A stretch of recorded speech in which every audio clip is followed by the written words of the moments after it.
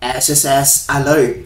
Alam nyo ba na nais sumuporta at nais tumulong up to 20,000 pesos ang Social Security System or SSS sa lahat ng mga kabilang dito? Ano nga ba ito? Yan ang ating pag-uusapan.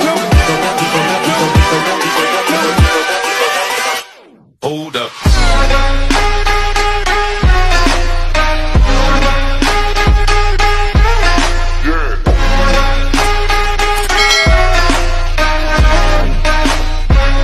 Hello mga ka-vlogs, saan ka man dako sa mundo, welcome dito sa aking YouTube channel. Magandang araw po sa lahat ng mga manonood, saan po kayong dako sa mundo. Kakapasok lang mga ka-vlogs, ang Social Security System or SSS ay nais pong sumuporta at tumulong sa lahat ng miyembro ng SSS na magbibigay ng pinansyal na tulong up to 20,000 pesos para sa lahat ng mga kabilang dito. Bago natin pag-uusapan kung sino-sino ang pwedeng makakuha ng up to 20,000 pesos, kung bago ka pa lang dito sa aking YouTube channel o di kaya hindi ka pa nakasubscribe, i-click nyo na ating subscribe button na nasa baba. Huwag nyo kalimutan na pindutin yung notification bell, ilagay nyo po sa all para updated ka sa lahat ng mga videos na i-upload ko. Mabalik tayo dito sa kakapasok lang na anunsyo mula sa SSS Facebook page kung saan po nais nilang sumuporta at tumulong sa lahat ng mga SSS members na apektado po sa bagyong Karina. Kung saan nga po mga ka-vlogs, kung nakikita nyo po sa ating national television, maging sa mga online platforms, ang talagang matinding pagbaha, matinding flash flood dyan sa Metro Manila at iba pang mga apektadong lugar, no, ng ating bansa dito sa bagyong Karina, at talagang katakot-takot yung pagbaha, no, at talagang nakakaawa yung ating mga ka-vlogs na apektado talaga dito sa nasabing bagyong Karina mga ka-vlogs. Kaya naman po ang SSS ay naglabas ng pahayag na kung saan ay sa oras ng pangangailangan, sa oras ng kagipitan, sa oras ng paghingi ng saklolo, gaya po nitong mga biktima ng bagyong Karina, ay narito po, nariyan si SSS handang tumulong, no, sa pamamagitan ng pinansyal na pagtulong para po sa lahat ng mga SSS members. Pinapaabot po ng SSS na sa oras ng pangangailangan, sa oras ng sakuna, gaya nitong mga bagyong ito, ay masasandalan, no, mataatakbuhan ang SSS, no, ng mga miyembro nito. So, ito pong mga biktima ng bagyong Karina mga ka-vlogs ay pwede pong maka-apply, makakuha ng calamity loan kay SSS. Yes, isa po sa mga benepisyo sa pagiging miyembro sa SSS ay ang pagkakaroon natin ng calamity loan kung tayo po ay mapabilang sa isang lugar na diniklarang state of calamity. And ang NCR nga po, or the National Capital Region, at iba pa mga probinsya and mga LGUs, no, I think hindi lamang sa NCR, maging sa Maguindanao and Cotabato, no, may mga LGU na diniklarang state of calamity kung saan ay nagkaroon nga po ng matinding pagbaha dahil nga po sa Typhoon Karina or bagyong Karina mga ka-vlog. So, pwede tayong mag-apply ng SSS Calamity Loan, no? Isa sa mga benefits dito sa pagiging miyembro natin kay SSS, kung saan pwede tayong makakuha ng up to 20,000 pesos, no? Ang pwede nating makuha na calamity loan is pwede po yan 1 month equivalent sa ating sahod or up to 20,000 pesos. So yun po yung amount na pwede natin makuha sa calamity loan kay SSS, no, para naman lang makatulong sa inyong pangangailangan, pambili ng pagkain, pambili ng mga kagamitan na nasira ng bagyo, pambili ng tinatawag natin na mga damit, no? Na hindi nyo po naisalba, no? Walang mga naisalba. Ayan, pwede nyo yung gamitin yung SSS Calamity Loan mga ka-vlog. So, para sa mga SSS members, no, na nais mag-apply ng SSS Calamity Loan, ito po yung pamantayan natin, no? Batay po sa SSS, unang-una po ay kailangan po kayong merong 36-month na contribution kay SSS. At no, for the past 6 contribution ay dapat posted po siya, no, upon the date of application. So ibig sabihin, kung ngayon po kayo mag-apply ng inyong SSS Calamity Loan, dapat meron po nakapost na 6 months contribution dyan sa inyong my.sss account na contribution mga ka-vlogs. So 36 months contribution plus 6 posted current contribution sa system ni SSS. Pangalawa po ay kailangan na pabilang po kayo sa isang komunidad na diniklarang state of calamity.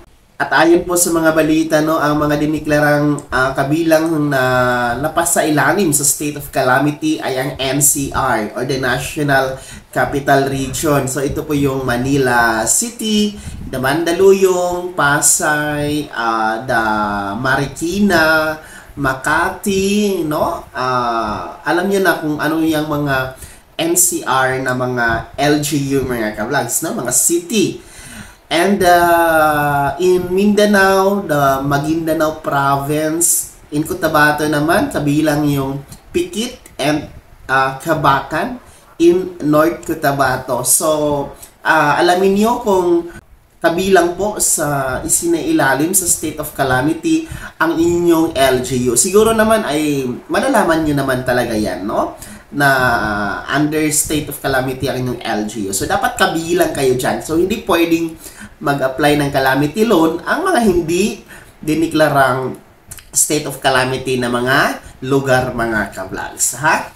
Then, pangatlo, kailangan po hindi po kayo lumagpas ng 65 years old. Ha? 64 years old below lamang po. And, pang-apat, hindi po kayo dapat na-grant ng final benefit kagaya po ng disability retirement or yung total pension talaga, no? Ibig sabihin hindi pa kayo pensionado kay SSS. So dapat hindi pa pensionado, pwede kayo mag-apply ng SSS Calamity Loan. Panglima naman na qualification para sa ating SSS Calamity Loan ay dapat po ay wala kayong past due ng inyong mga short-term SSS loan mga ka-vlogs.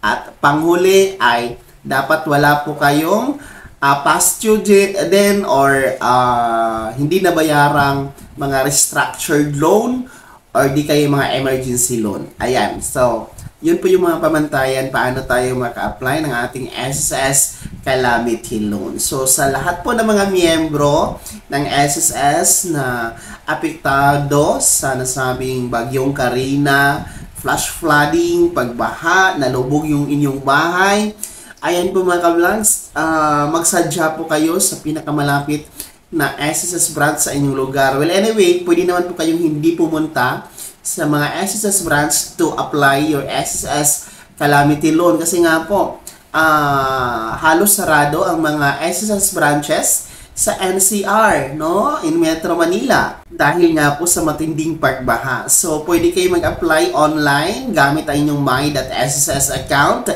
Punta lamang po kayo, no? Mag-login kayo sa inyong my.sss account. Punta lamang po kayo sa loan na tab and then punta kayo sa calamity, then apply calamity loan na yan.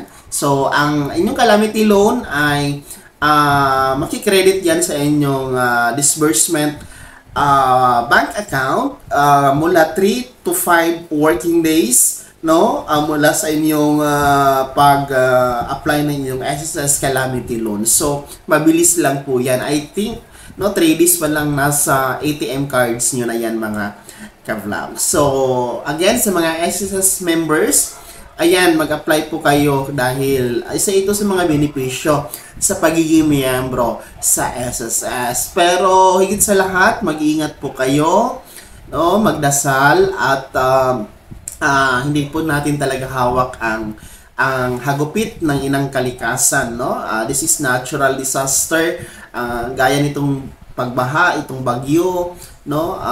Hindi natin ito napipigilan kasi talagang mula ito sa kalikasan, no? Hagupit ng kalikasan. So all we have to do is mag-ingat na lang po tayo, makinig sa mga anunsyo ng lokal na pamahalaan. Pag sinabing lumikas, abay lilikas na. Huwag matigas ng ulo ha, para hindi malagay sa peligro yung ating buhay mga ka-vlogs. And of course, alam nyo, ang pinaka magandang gawin talaga natin, no, sa ating inang kalikasan ay iwasan natin magtapon ng iba't ibang basura kahit saan-saan. Iwasan natin na magputol ng maraming puno, magtanim tayo ng maraming puno, and then wag tayong wag tayong pakalat-kalat ng ating mga basura para kung may mga pagbahaman ay tuloy-tuloy ang daloy ng tubig, no? Hindi po na nagkakaroon ng bara, no, sa ating mga drainage o di kaya sa mga ilog natin. So, mag-ingat po kayo mga ka-vlog. Stay tuned po kayo sa mga updates ng inyong LGU.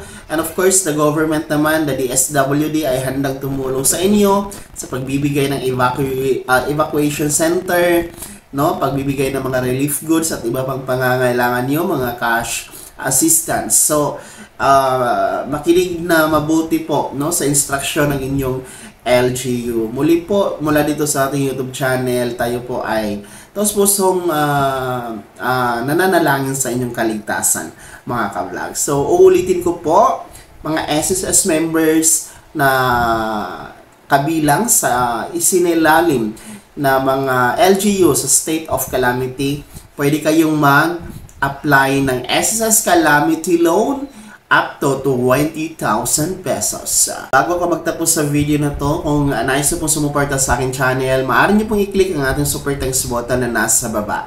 At sa mga nais maging miyembro, pwede po, i-click niyo lamang po ang ating join button na nasa baba pa rin. Sana'y naging gabay ang video na to kahit paano nabigyan tayo ng paalala, nabigyan tayo ng update sa ating mga karapatan bilang miyembro, no, sa SSS. Kung hindi ka pa nakasubscribe dito sa aking YouTube channel, maaari nyo nang i-click ang ating subscribe button na nasa baba. Huwag nyo kaligtaan na i-turn on ang notification bell. Ilagay nyo po sa all para updated ka sa lahat ng mga videos na i-upload ko. Maaari mo din i-like ang video na to, at kung meron ka pang mga katanungan, maaari nyo i-komento sa comment section na nasa baba. At paki-follow na din po yung aking official Facebook page na nasa screen niyo. Muli po, ako si Daniel Timpawa na nagsasabing dito sa aking YouTube channel, Pawang Katotohanan, at lahat totoo lamang.